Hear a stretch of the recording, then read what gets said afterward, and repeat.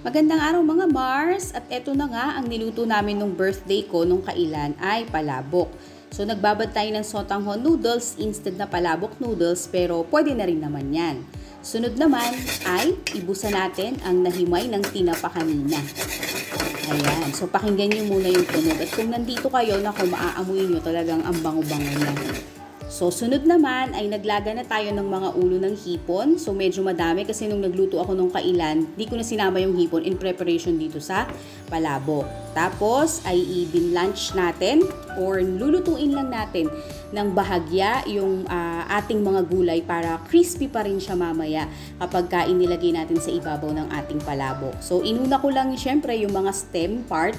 Tapos, ngayon naman ay yung mga dahon. Ayan. So, nagdagdag na rin, nabubulol pa ng konting asin para kahit papano ay magkaroon na rin siya ng lasa. Pero, konti lang mga Mars ha. Baka naman mamaya umalat ng husto, diba? So, next naman ay magigisa na tayo ng ating mga aromatics para sa ating sauce. So, sa mainit na kawali, naglagay lang syempre tayo ng cooking oil, tapos ay ang ating garlic. Ayan, ang bango. At tak-tak-tak-takin. Joke lang. Hindi kasali yung pagtaktak. Ayan, so haluin natin ang garlic.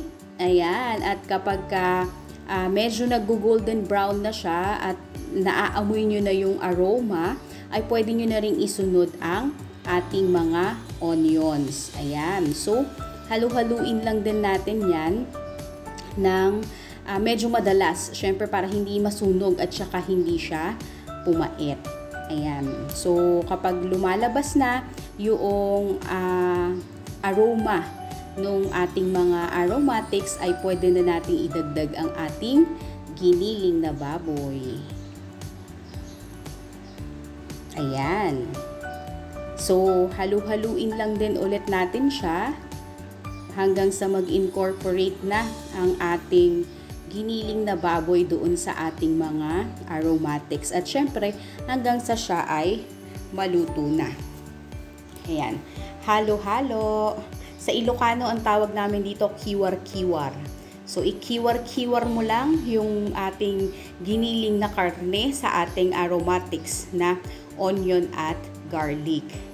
Ayan. So, syempre, dagdagan natin ng konting patis. So, halos hindi makita yung paglalagay ng patis, ano?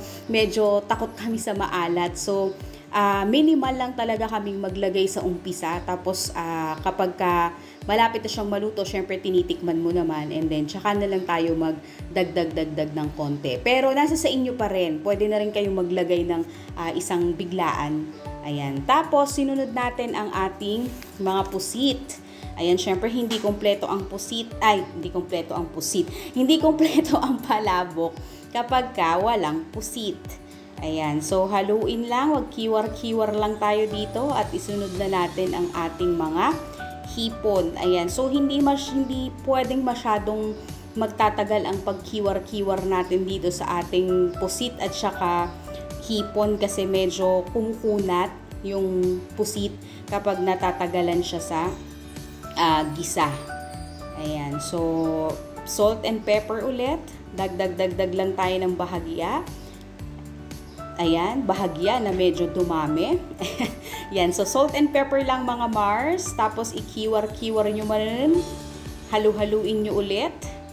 Ayan. Para hindi manikit sa ating kawali at hindi masunog yung garlic. Para hindi rin siya pumait. Ayan. So, medyo sipagan lang natin ang pagka-halo-halo natin dito. Tapos, ay idagdag na natin ang ating fried na anato or ang tawag namin dito sa mga Ilocano ay atsuete.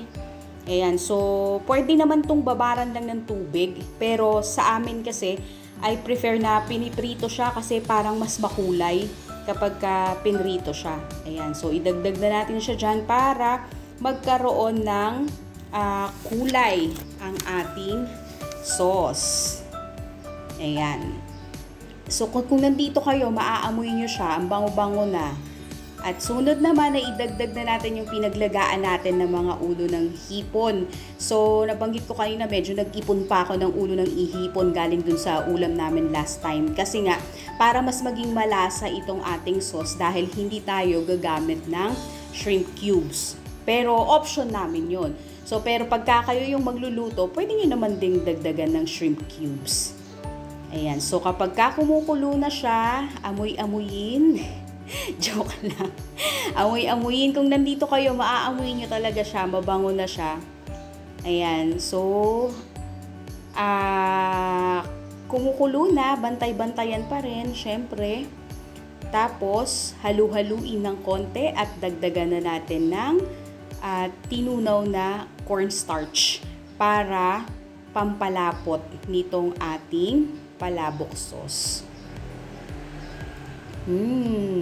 Bango. At itsura pa lang mukha ng masarap. Ganon. Ayan. So, nilagay na rin yung kalahati nung dinurog na chicharon. Actually, after to nilalagay pagkaluto na siya yung sa ibabaw, 'di ba? Pero mas masarap kung ilalagay nyo na yung iba na kasama ng sauce.